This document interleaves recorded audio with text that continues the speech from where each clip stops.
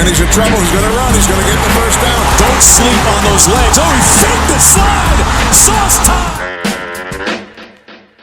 The Pitt Panthers have pulled a stunning upset over the West Virginia Mountaineers. And Johnny Majors gets a ride across the field. What's up, everybody? Welcome back to Simplify. I'm your host, Zach Kaminsky. Joining me tonight, as always, is my co-host, Kent Vanderwood. How are we doing tonight, Kent? Good, Zach. As always, how you doing? I'm doing good. I gotta say, might not be doing too hot after this weekend. We'll get into that a little bit later, and everyone knows what we're going to be talking about then. But let's start off with some good news tonight, at least for me. The NFL Draft. Kenny Pickett goes number 20 overall to the Pittsburgh Steelers. The perfect story kind of comes full circle. The unheralded two-star recruit who upsets number 2 Miami in Heinz Field ends up getting picked to play his professional games at Heinz Field. Neither of us are Steelers fans, so this Kent, this one hurts for you, doesn't it? This one definitely hurts for me. Growing up Ravens fan my whole life, knew coming to Pitt would be a bit of a transition. I knew I'd catch some slack, but didn't really hurt me that much until this past Thursday. Kenny going to the Steelers really crushed my soul. I don't think I paid attention to the rest of the first round after the 20th pick. I had to sleep on that one. And then, by the time I woke up, I had accepted it. I think as miserable as I was, I had realized that you couldn't ask for a better spot for Kenny himself. I think of the teams that were looking potentially to take a quarterback in the first round, Pittsburgh was by far the best spot for him. So I'm happy for him. Yeah, I agree. I mean, thinking about the places that we guessed that he could go to, we did say Pittsburgh. We were both kind of unsure if he'd even be available at 20. The teams we said he might be on the radar for being teams like Seattle, Detroit, New Orleans, Carolina, and Tennessee. Starting with the Panthers, they picked first at 6. They did not go quarterback. They picked Ike Ekwonu out of NC State. They end up picking Corral in the 3rd round. And that's just team would be Seattle, who ends up not picking quarterback at all in the draft. Detroit trades up to 12, where they could have possibly gone for Kenny, seeing some of the teams that were behind them. They also end up not getting quarterback at all at this draft. I think they're waiting till next year to take one of the top quarterbacks. Trading up 20 spots, I could have seen them take a quarterback there. I think I was anticipating it, but taking Jameson Williams, that'll help them. But typically when you see a team trade up 20 spots, you're looking for them to maybe take a quarterback. So that was a bit of a surprise. I mean, I think also picked Olave. New Orleans had 2 picks already, but they end up trading to the 11th spot. They end up with Chris Olave. So they take a receiver as well. Yeah, those 2 teams definitely picked because of that run on receivers, right? You had Drake London go. Then once the Jets took Garrett Wilson, then you saw, a little run on receivers in the first round. I guess the only other team, and you brought this up last week, was Tennessee. Tennessee ends up getting Malik in the in the 3rd round. 3rd round. After they get a pick from Philly for A.J. Brown, they end up drafting A.J. Brown again. And so that left Kenny to fall right into the Steelers lap to 20, and I just can't be happier for him. I mean, at the end of last year, the story's been told a bunch of times, but Peyton Manning shows up, or he's texting Peyton Manning, and when he tells Peyton Manning, they're projecting me to be a 4th or 5th round pick, a day 3 guy, Peyton asks him, do you think you're better than that? And that's one of the main reasons he cites as coming back to Pitt, besides, wanting to win the ACC championship. So I can't help but feel happy for him. I was elated to see that pick, even if Kent was destroyed by his AFC North rivalry fandom. Yeah, I'm happy for him. I think the Steelers were really the only team maybe that were looking to take a quarterback that early. Now that we see how far Willis and Ritter and Corral. None of them got even taken till the third round. So if the Steelers weren't as QB needy as they were, I don't know if Kenny is a first round pick. So the fact that they were, I think that helps him, and I think it's a perfect fit. Yeah, for and him, also so. I think a big dividing line for quarterbacks is the second round, right? Because if you really believe in your guy, you're going to go take him in the first round because you're going to get the 5th year option, right? That first round draft picks get. If you're not sure about your guy, you can wait to take him till the third because then it's less of a financial burden. If he ends up not working out, it's easier to cut ties with him. Yeah, exactly, and it became clear as soon as people were talking about Willis going as high as number 2 to Detroit. Seeing him drop to the third round was definitely a surprise. But yeah, you're right. If you think that's your guy of the future, you don't wait around for him. You go get him. I mean, the Steelers sat and were patient at 20, but I think they felt comfortable sitting where they were in terms of what teams were in front of them. I think the Titans picking at 18 and then the Saints at 19 right in front of them, that could have gotten interesting. But I'm not sure if the Steelers felt comfortable with Malik too. I don't know if they thought they could get either one of those guys. They were both on the board when they picked at 20, and I think Kenny was their preferred target. But they obviously didn't trade up to go get him. So yeah, I mean, they might have known something we didn't. Obviously, a lot of teams weren't very high on these quarterbacks in the first round, and I guess they did feel more comfortable if they knew that other teams weren't really valuing quarterbacks that high. It's a lot of agent hyping up their guys and false plays that are being directly fed to who's the guy that's absolutely terrible on Twitter that just regurgitates agent shit? Is it Rappaport? I was gonna say their name. Yeah, pick a name. Rappaport. So that's Pickett, round 1, 20. Happy for our guy. It's going to bring a lot of prestige to the program, seeing a quarterback that was there for 5 years going the first round. Speaks to the development we have here. The only guy that got drafted, we mentioned, Damari Mathis is going to the Broncos. Picked at round 4, 115 overall. I mean, yeah, it's about what we expected. We said he was the only other guy guaranteed to get drafted. Day 2, day 3 corner. Those are the guys that really build out your NFL teams. It's nice to see another Pat Narduzzi defensive back get drafted into the NFL. I believe that makes 8 or 9 at this point since he's been there. It's a lot. They're all like mid-round guys that do pretty well. So just another one following in the steps. And then we can go to our undrafted free agents. Cal Atomaitis, the number 1 long snapper in the draft, according to some people, which is a very interesting position to have a number 1 on. He got the undrafted contract to go to Cincinnati. You have to think that he'll make a roster somewhere just because you have to have one on the roster, and he's pretty dang good at it. Yeah, I know he had talked to a number of teams, and since he had his pick of the litter after he went undrafted, I'm pretty sure he wouldn't have gone somewhere if he knew that they didn't need a long snapper. So you can pretty much count on Cal Atomaitis to be a Cincinnati Bengal this season, I think. I'm guessing that one didn't hurt as bad as Kenny going to the Steelers. No. I mean, I am excited to see Kenny play at M&T Bank Stadium once a year, I think, and play against the Ravens twice a year. Somebody pointed out to me that once Kenny leads a game-winning drive against the Ravens against me, I might not feel it quite the same way, but we'll see how that happens. We'll see how that goes when that day comes. But yeah, Cal Atomaitis, I hope you snap good for the Bengals, dude. Hope you do. But speaking about M&T, I think that Kenny obviously has the best chance to start. But Mitch Trubisky kind of comes full circle where Mike Glennon gets signed by the Bears, and then they draft Trubisky, and he ends up starting. Now Trubisky ends up signing with the Steelers, and they draft Kenny. I think he's honestly, gun to my head, I think he starts week 1.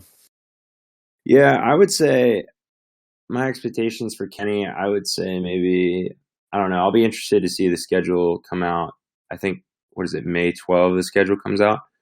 I'm excited to see that come out, and then you can start to maybe pick specific games based on matchups, whatever, they're home away. Just spitballing here. I think Trubisky starts the first 3 to 4 weeks of the season, and then you maybe see Kenny come in maybe week 5. Early prediction, but we'll see.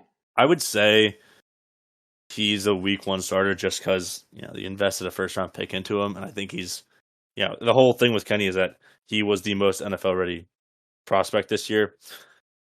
He's got a pretty good team around him. I mean, they drafted George Pickens, so you have Pickett to Pickens, which is extremely cool. I don't know, possible playoff team. I love every team in the AFC. I think he has a ton of weapons there. I think it's a perfect spot for him. As you mentioned, he was the most pro-ready quarterback in this draft, and even Tomlin mentioned that he has a chance to start week 1. Mm-hmm. Performance will be evaluated directly against Mitch Trubisky. In that regard, I think he has a chance, but if I had to take a guess, I think he doesn't start right away. I think Tomlin and this coaching staff might want to give him a little bit of a leeway and not put the pressure on him immediately to start the season. It'll also give Steelers fans something to look forward to just in case the Steelers lose their first game or two. And I think that's, I think the schedule plays a big part too, because if they start out with a really tough schedule right at the beginning, I'm not sure they throw Kenny right into that. I'm not sure who exactly their opponents are this year. I mean, I know they're similar to the Ravens, obviously, but he's definitely set up pretty well for success there with the weapons they have in place. Obviously, they have Najee at running back. They have Pickens. They have Chase Claypool. They have Freiermuth. They have Juju left, but they got, obviously, Deontay Johnson still. And then not only did they draft George Pickens in the second round, they drafted Calvin Austin out of Memphis in the 4th round. And interestingly enough, they actually drafted Calvin Austin 1 pick ahead of the Ravens, who were planning to pick Calvin Austin.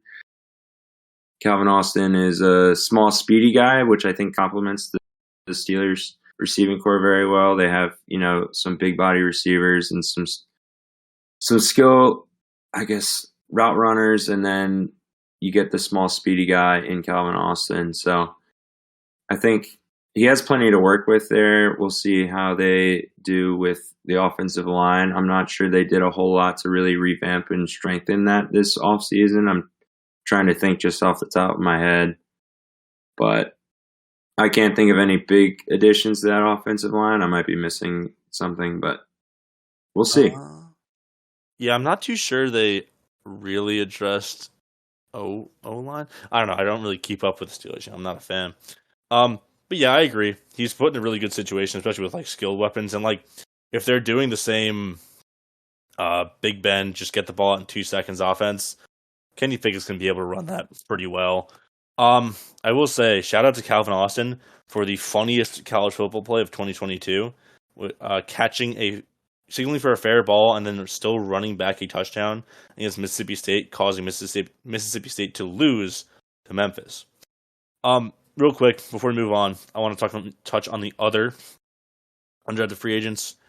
You had Lucas Krull go to the Saints, Taysir Mack to the 49ers, Keyshawn Camp to the Buccaneers, Johnny Patrician to the Titans,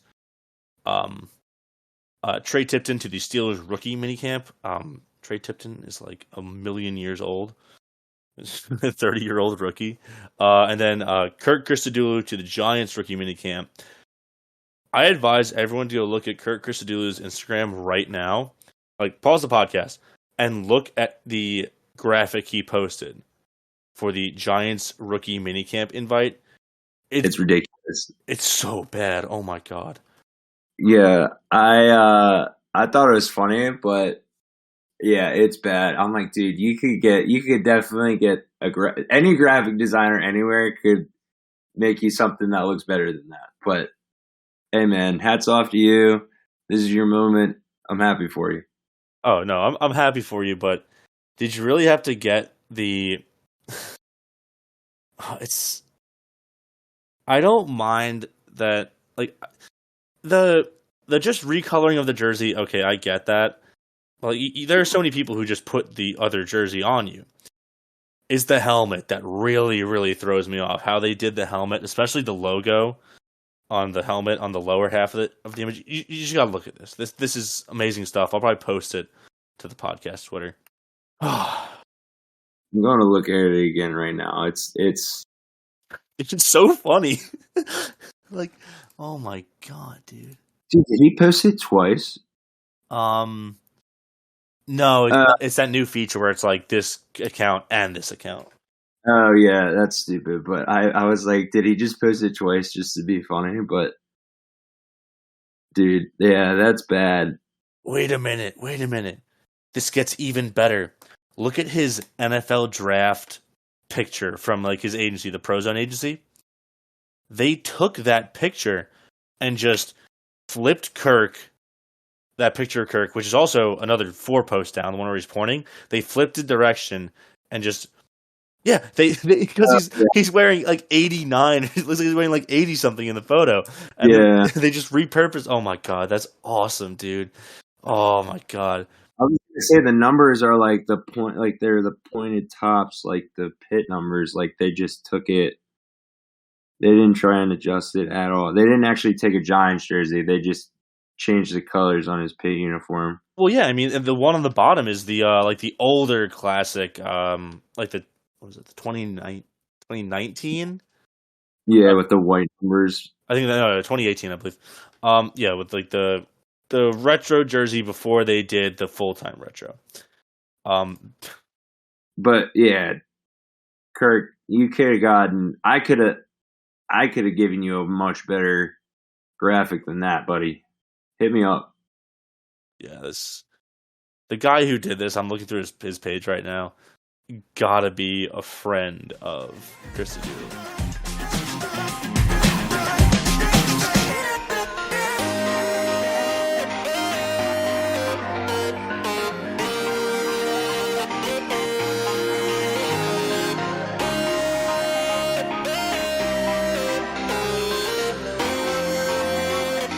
Are you relaxed? You should be, I've been dreading talking about this ever since it ruined my Friday night. Just to timestamp ourselves, because we're talking about this on Tuesday, May 3rd. The podcast is going to come out a couple days after this. It's time to talk about Jordan Addison. Now, if you are the one Pitt fan who did not know of this news until now, I envy you, and I wish to achieve your lifestyle. But to go over the timeline, just to refresh everyone, in case you didn't know, the news breaks late Friday night that Jordan Addison is considering entering the transfer portal. And it's brought a whole chaos of news and rumors. The biggest rumor being that he was considering a transfer, and USC had already offered him a huge NIL deal to go and transfer there. That was on Friday, April 29th. Jordan Addison at that point is not officially in the transfer portal. He has until May 1st to notify the University of Pittsburgh in order for them to put the paperwork in for him to be in the portal. He does end up doing that. He ends up putting his papers in on May 1st because it gets processed in about 48 hours. He's in the portal today, May 3rd. Now, in those 5 days, the news has become chaos. This has become it's a match being lit at a gas pump in terms of the college football news world. I mean, you have articles coming out left and right about this. You have unsubstantiated rumors about USC's deal is now $3 million. They're offering him a house now, and Pitt's matching the offer, and there's other suitors as well. This is a mess, and I don't even know where to begin after breaking down the timeline. Did I miss anything, really? I mean, not really. I mean... Maybe okay. I did miss something. One of the first things to come out, I can't remember if it was on Saturday or Friday night, was allegedly, and I think this is being put out by Pitt sources, that Narduzzi was trying to call head coach of USC Lincoln Riley in order to voice his displeasure about possible tampering, because for the details of an NIL deal to be leaked before Jordan was officially in the portal means that there was some contact between some party at USC, be it head coach Lincoln Riley, a booster, or the option 3, which is Caleb Williams, which I guess is starting to gain a lot of traction. I listened to a podcast today that talked about, that is most likely how the ball got rolling there, even though they are from completely different parts of the DMV. Yeah.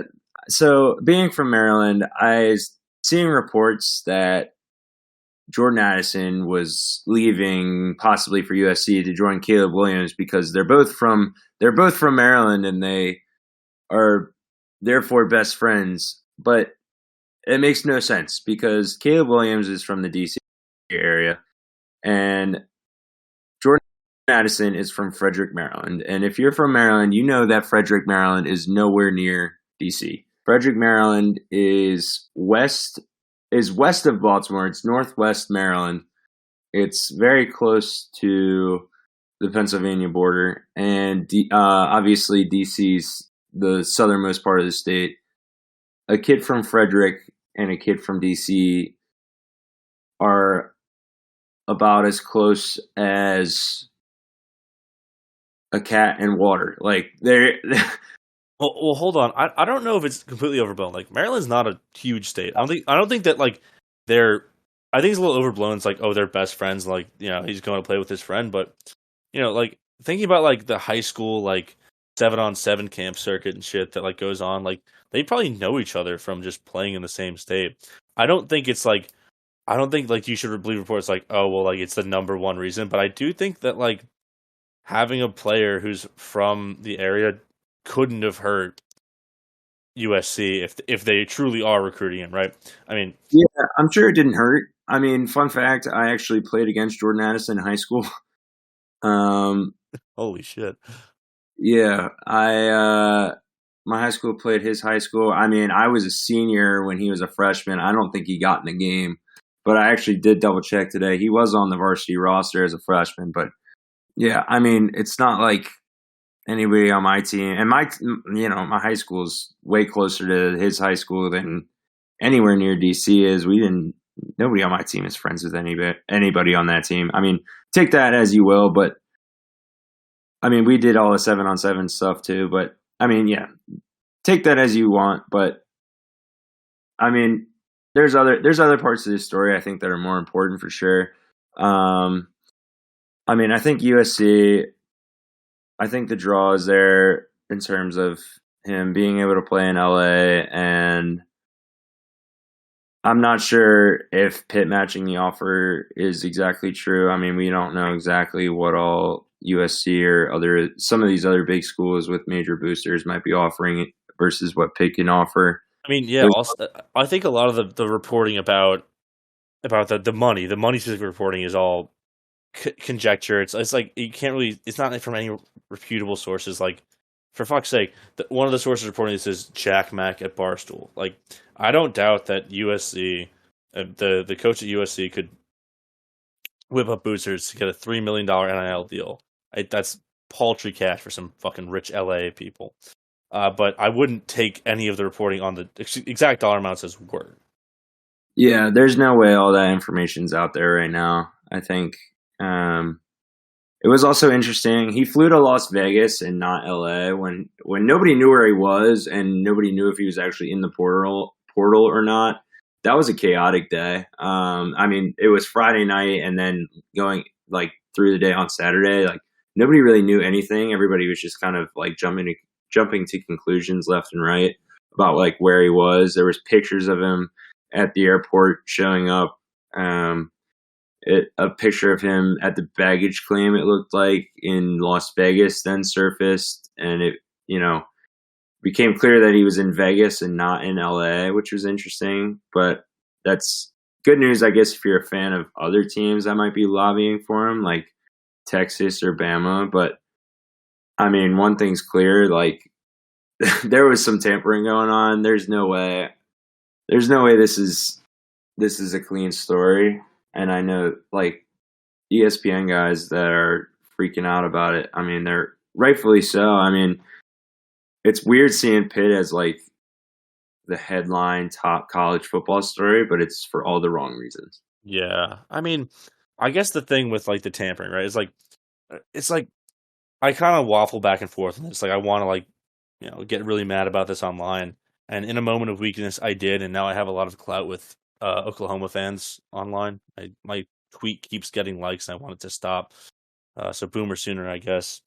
But like, if you think like this is the first time that someone has been enticed with money in a quote unquote illegal way in college sports, I have a fucking bridge to sell you. Like it happens all the time in recruiting, and the thing with like the transfer portal is like it's just bringing this stuff into broad day, which I think is why a lot of like the media personalities are freaking out because everyone knew this. I mean, one of the big things that really got me into college football was this series, Bagman, which is done by Stephen Godfrey about recruiting down in the Mississippis, and I don't know, like you try and like think to yourself like how would you solve this case, and like especially because NIL and the one-time transfer I don't think are going away anytime soon.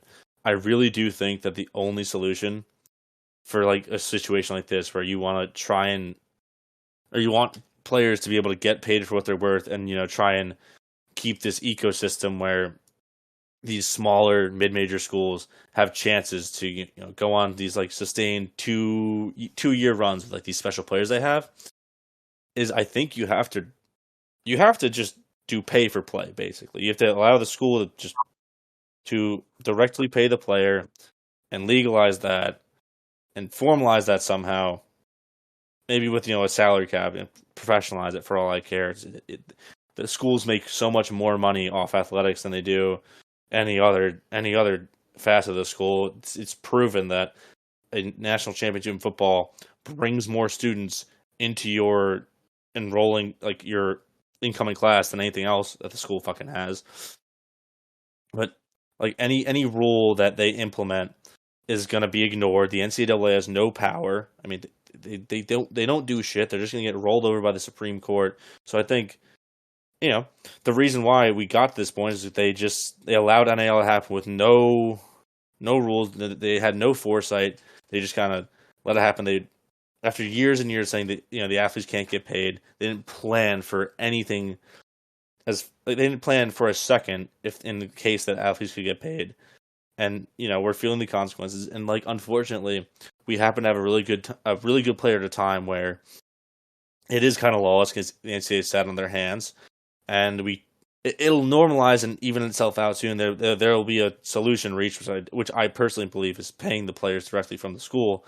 But unfortunately, it's not going to happen for a couple of years. So it's really wrong place, wrong time. I want to end this statement by saying I do believe the players should get paid. I am not mad at Jordan Addison for transferring. I truly wish him the best of luck. And like in a sport where injuries are so common, you should be able to get your money and get it while you can. And I can't fault him for that. I'm truly sad that he's leaving. He made this 2021 team special, and it just sucks. But if you're a Pitt fan, you got to live with it. Don't yell at him online or on the message boards. It's embarrassing behavior. I have to not condone that behavior. It's official baby brain shit. And if you do that, you are an enemy of Simplify. Yeah, no, I think a majority of Pitt fans aren't necessarily. I think initially they might have been mad at him. I mean, you and I were together on Friday night when the news broke, and obviously we weren't happy. But the more you learn about it and the more you just can sympathize with somebody in his position wanting to take advantage of his talents before, anything, God forbid, would happen to him while he plays. He could get hurt and, things could change for him. So I don't blame him for taking advantage of it. I think it's more just the fact that you're right, that the NCAA, they cleared NIL and they put no regulations in place whatsoever. And like you said, this is definitely not the first time in college football history that something like this has happened. It's just the first time that a giant name player has switched since the NIL has been put in place. And it's just out in the open, and I think people just don't really know how to react right now, and I think people are just angry with the NCAA about it. So it'll just be interesting to see how it plays out. I definitely think it's correct to be angry with the NCAA about this. But one thing I do want to point to for Pitt fans is that I can't find the article. I believe it was an On3 article or something like that. But they said in reporting today on the 3rd that he was going to go through the full transfer portal process and he's open to return to Pittsburgh. I for one am going to hope beyond hope until the news is official that he's going to come back to Pittsburgh. He may end up at USC. He may end up at Texas, where his former wide receivers coach Brendan Marion is. You go to Alabama, Georgia. For God's sake, I'm praying if he leaves Pittsburgh, just don't go to Miami. I could not handle that. But it would be nice for him to come back to the program. And you see a lot of tweets from more outspoken players on the team. I don't think a lot of them felt like betrayed. Like a lot of them are like. A couple of them have quoted tweets saying, "What would the team do if Jordan Addison came back?" And they're like, "Listen, we'd accept him back. Like, we're his real brothers and family on the team. He could walk back in the same way he does any other day." And with the guys who were staying around, I think was really embodied by this tweet from John Morgan. I think it says, "I want every Pitt fan across America to know this. The team that walks out of that tunnel on September 1st at Thunderstruck will be a team that brings back another ACC championship and a national championship. I can promise you that. I want to go down in history." So, it could have lit a fire under our team, and I think that to look at it on the bright side, if Addison does leave, Pitt is not a one-trick pony in the wide receiver room. We talked about it on our first episode, or we talked about it on our second episode of the spring game. Kamada Mumpfield looks like that dude, and he looks excellent. And we're bringing back Jared Wayne, and we've got a lot of guys coming up that could really contribute in the offense. So if you believe in the program that developed Jordan Addison, you have to believe that more guys, maybe not the same level of talent, but more guys who can develop in the system are coming up through the ranks. Yeah, certainly would love to see Jordan come back. I think after the initial chaos, I think more people have realized that he's not going yet. He hasn't officially made a decision one way or the other. I think initially people just wrote him off as, he was gone, but his camp has seemed to make it clear that coming back is a possibility, and I think that the team seems open to him coming back, and I think the fans should as well, obviously, because we why would you not love to have a guy like that back? But yeah, as you mentioned, I think if there's one position that Pitt could afford to lose somebody to, it was, besides D-line, that wide receiver room is deep. They have a lot of guys in there that can step up. Obviously, they have Konate, Mumpfield, and they have Jared Wayne, and they have Barden and some of these other guys that can just step up. And I think they'll be still a very good receiver room even without Jordan Addison. And I think if you take the Biletnikoff winner out of pretty much any other receiver room in the nation minus Ohio State, that's a bigger problem. So I think Pitt's still in a pretty good place right now in terms of their receivers, even without Jordan. But obviously, would love to have him back. Yeah, and I also think that even though it sucks so much, I mean, it's coming at a time when Pitt is up on like the recruiting trail, and they're getting transferred of their own. I mean, we can't be hypocritical and say this shouldn't be allowed to happen, because, in a sense, we did the same thing with Konata Mumpfield, right? He enters the transfer portal, and we're taking a guy, they're the best guy from a smaller group of 5 school. In a similar situation, his coach got fired, Jordan's coach left for Texas. It's obviously, I think a lot of the anger and outrage comes from the quote unquote tampering allegations, but you still have to be very happy with the state the program's in. And I guess I'll just transition into it now. We still have more receivers coming into the program. So Kent, talk to me about Bub Means' transfer from Louisiana Tech. Yeah, Bub Means, his actual name is Gerard. He he spent his first year at Tennessee and then entered the transfer portal. And where it gets interesting is while he ended up going to Louisiana Tech, he was actually recruited by Rutgers, where Taquan Underwood, who is now Pitt's receivers coach, was at the time. And supposedly he built a pretty good relationship with Coach Underwood there.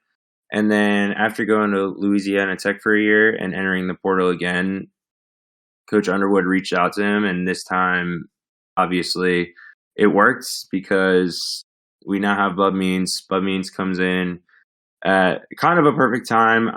Right when the transfer happened, it didn't, you thought, they already have a ton of receivers, but it would be nice to add some depth. But now it's starting to look like a more important addition if Jordan Addison ends up leaving. Reading into him a little bit, sounds like Auburn and Miami were the other two potential suitors for him that had the most interest. His stats at Louisiana Tech weren't jaw-dropping. He had 22 receptions for 430 yards and 2 touchdowns. The big takeaway there is that that's 19.6 yards per catch. And pretty much so, he's a deep threat. 17 of his 39 targets were over 20 yards down the field. And Pitt could really use a deep threat. I think they have, some big body guys in Wayne. And I think Mumpfield is pretty much a route runner. He's a speedy route runner, but he's not necessarily a straight up field stretcher. But I think to have, a mix of different receiver types is a good thing. So Bub Means can be that guy that stretches the field deep. Yeah. Listen, he's, as you said, he's a big guy, 6'2", 205. My only question is with him, he has already transferred once. So now he did twice now. We were right. But I'm saying he transferred originally from Tennessee to La Tech. But he transferred before the one-time transfer rule. I wonder if they'll allow him to have immediate eligibility at Pitt, or he'll have to sit out a year. In that case, he might be a good transition guy or replacement for Jared Wayne when he ends up leaving. Yeah, that's interesting. I guess I hadn't really even thought about that. I don't know how soon they make that decision, but we can keep our eye on that. I'm not sure when we'll hear from it. All Pitt has to do is that they can submit, like the old system, you could submit a waiver to try and get immediate playing eligibility. Even though this is all in the shadow of the Addison news, Pitt is becoming a transfer destination for these guys from your group of 5, and maybe that's just the way college football is going to be. Maybe it's going to be this upward funnel where the best players might funnel up to the best programs. There may be a slower trickle because there are only so many blue blood programs, only so many scholarship spots. Every year you get players coming up from the G5 to the P5. But let's talk about one player going the other way, and that is enemy of the podcast, sworn enemy, quarterback Joey Yellen is leaving the program. Our long national nightmare is over. Joey, all it took was 3 episodes of the podcast, and Joey Yellen is gone. I'm not going to claim that Pat Narduzzi listens to the podcast, but since we've started, he beat out Penn State for an in-state 4-star, Jasir Whittington, from Philly, by the way. Pittsburgh never recruits Philly well.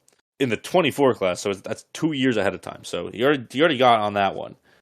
And then he exiled Joey Yellen to Hawaii, which not a terrible fate, but he's an island boy now. God damn it. City boy to an island boy. Congrats, Joey, but yeah, get the fuck out. Yeah. I truly appreciate that you have gone as far away in the United States as you can from Pittsburgh. Have fun playing in a track and field stadium. And now to close out the episode, we started the episode with Kenny, and we're going to finish it with another Kenny. That's right, Kenny 2.0. So on the heels of the first round where Kenny Pickett gets selected, Pitt gets a commitment from a 4-star quarterback out of Tennessee, Kenny Minchey. What you got on him, Kent? I don't have a whole lot. I mean, he's a 4-star in the class of 2023 from Hendersonville, Tennessee.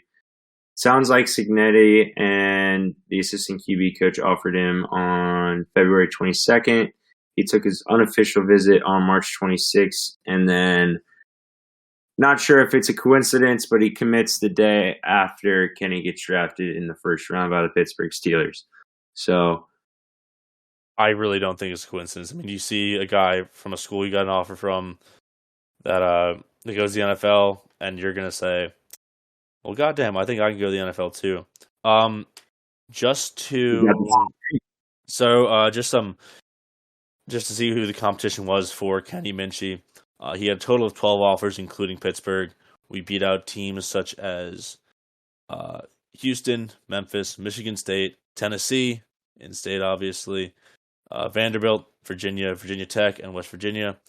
I think it's really nice to go into SEC country and get a recruit that's pretty well regarded. On 247, he's listed as. In the 247 composite, he's listed as the number 345 player nationally, the 19th ranked quarterback, and the 9th ranked player in Tennessee. So, that's a good get for them. I mean, I'm sure that going down to somewhere like Tennessee, they probably don't focus their recruiting a whole lot down there to get a 4-star QB out of Tennessee's. That's a good get for them. Well, I mean, ever since Signetti came, he's been throwing quarterback offers at high 3 stars and 4 stars like willy nilly. He's recruiting guys from Texas, Tennessee, Michigan, all over the country, and I do think it's honestly a really good strategy. Just kind of offer as many kids as you want. You can tell them you're only taking. There's rumored they're only taking one class of 23 quarterback. So I mean, looking at the future outlook, right? You have the competition between Keaton Slovis and Nick Patty this year. I'm not sure if Slovis has more eligibility, but I know Patty graduates after this year. Behind that, you then have Nate Yarnell from Texas, or I believe he went to the same high school as Baker Mayfield, and then that sets up Kenny Minchey to be next in line, barring another transfer in. So, like I said before, the program's in good state, and the name Kenny has treated this school well once before. Who's to say lightning doesn't strike twice in the same place?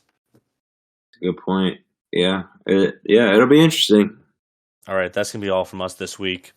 As always, I'm your host, Zach Kaminsky. You can follow me on Twitter at I'mRealAngry.